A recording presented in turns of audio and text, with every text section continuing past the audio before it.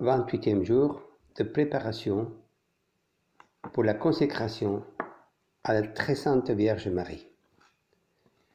Nous nous mettons en présence de Dieu. Au nom du Père et du Fils et du Saint-Esprit. Amen. Au cours de cette semaine, Saint Louis-Marie Grignon de Montfort nous demande de faire le propos de connaître Jésus-Christ en répétant pendant la journée la prière de Saint Augustin. Seigneur, que je puisse te connaître. Nous allons lire du traité de la vraie dévotion à la très sainte Vierge Marie, les chapitres 218 au 221. Nous sommes en train de voir les effets merveilleux de cette dévotion dans une âme fidèle. Nous en avons déjà vu 5. Aujourd'hui, on verra le 6e, la transformation en Marie à l'image de Jésus-Christ. Comme Saint Louis-Marie l'a si bien dit, la finalité de cette dévotion est l'union intime avec Jésus. C'est le plus grand désir de Marie à notre égard et elle concède cette grâce à ceux qui s'approchent d'elle en vrai dévote. Saint Louis-Marie remarque qu'il y a beaucoup de dévotes qui cherchent Jésus-Christ, les uns par une voie et une pratique, les autres par une autre.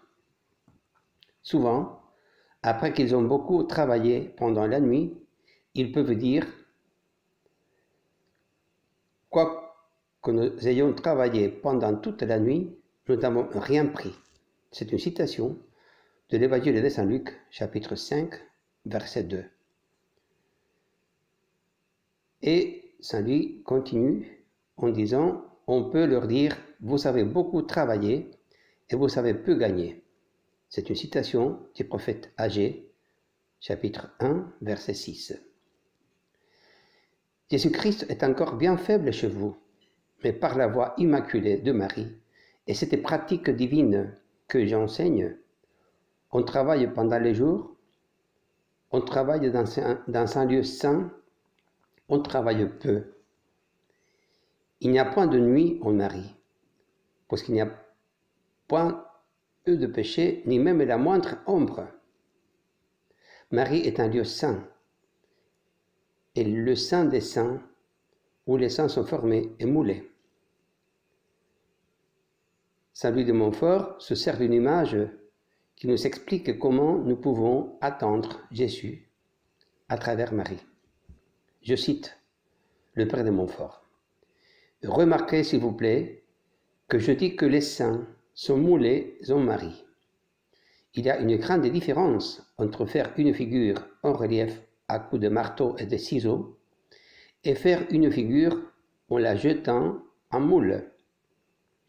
Les sculpteurs et statuaires travaillaient beaucoup à faire les figures dans la première manière et il leur faut beaucoup de temps, mais à le faire dans la seconde manière, ils travaillent peu et le font en fort peu de temps.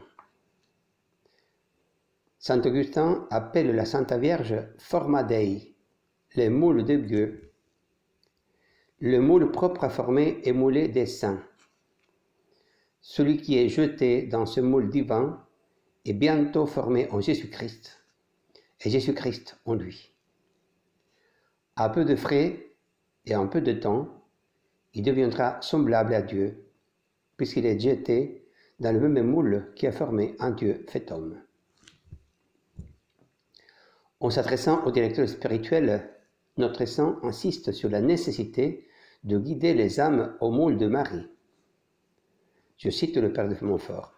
Il me semble que j'ai pu fort bien comparer des directeurs et personnes dévotes qui veulent former Jésus-Christ en soi ou dans les autres par d'autres pratiques que celles-ci, à des sculpteurs qui, mettant leur confiance dans leur savoir-faire, leur industrie et leur art, donnent une infinité de coups de marteau et de ciseaux à une pierre dure ou une pièce de bois mal polie pour en faire l'image de Jésus-Christ. Et quelquefois, ils ne réussissent pas à exprimer Jésus-Christ au naturel, soit faute de connaissances et d'expérience de la personne de Jésus-Christ, soit à cause de quelques coups mal donnés qui a gâté l'ouvrage.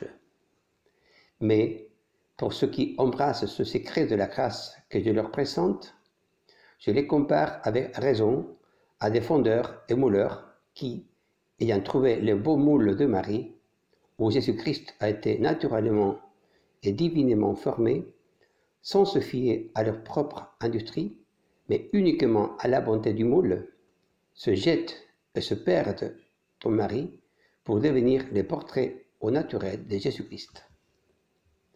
C'est le souhait de Saint Louis-Marie que nous puissions comprendre cette profonde réalité et la mettre en pratique, expliquant la nécessité que nous avons de mourir à nous-mêmes.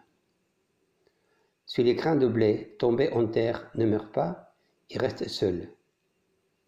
C'est une citation de l'Évangile de Saint Jean, chapitre 12, verset 24.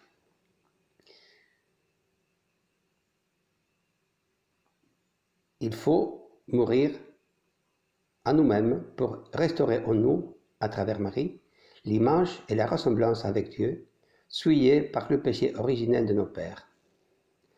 Oh, la belle et véritable comparaison, mais qui la comprendra? Je désire que ce soit toi, mon cher frère.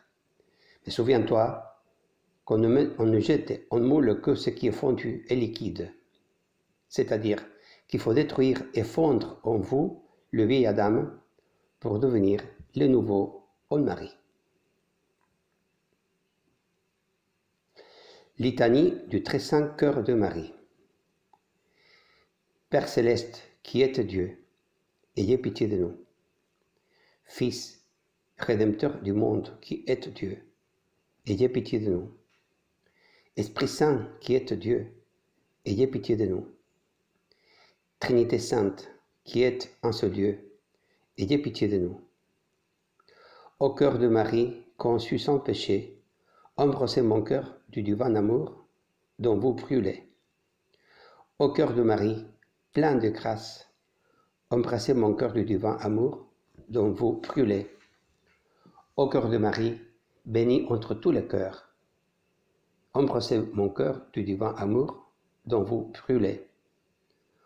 Ô cœur de Marie, sanctuaire de la très sainte Trinité, embrassez mon cœur du divin amour dont vous brûlez. Ô cœur de Marie, tabernacle du Verbe incarné, embrassez mon cœur du divin amour dont vous brûlez. Ô cœur de Marie, très semblable au cœur de Jésus, embrassez mon cœur du divin amour dont vous brûlez. Ô cœur de Marie, cœur selon le cœur de Dieu, embrassez mon cœur du divin amour dont vous brûlez. Ô cœur de Marie, cœur aimé du Saint-Esprit, embrassez mon cœur du divin amour dont vous brûlez. Ô cœur de Marie, après le cœur de Jésus, le plus doux et le plus tendre des cœurs, embrassez mon cœur du divin amour dont vous brûlez. Très saint cœur de Marie, modèle du Sacré-Cœur de Jésus, rendez notre cœur conforme à ce divin cœur et au vôtre. Prions. Dieu de bonté et de miséricorde, qui avait rempli le très saint et immaculé cœur de Marie des mêmes sentiments de miséricorde et de tendresse dont le cœur de Jésus, votre Fils, fut toujours pénétré pour le salut des pécheurs, accordez à tous ceux qui honorent le Sacré-Cœur de Marie une parfaite conformité de sentiments avec le Sacré-Cœur de Jésus-Christ, afin que cette union très sainte de cœur de Jésus et de Marie nous obtienne la grâce de n'avoir qu'un même cœur avec eux et entre nous, et de mériter ainsi de paraître à vos yeux selon votre cœur. Nous vous en supplions, par Jésus-Christ notre Seigneur, ainsi soit-il. Par la suite, On vous propose une lecture du traité de la vraie dévotion du numéro 266 au 273. Ce sont les conseils que Saint Louis-Marie enseigne par rapport à la manière de pratiquer cette dévotion dans la Sainte Communion.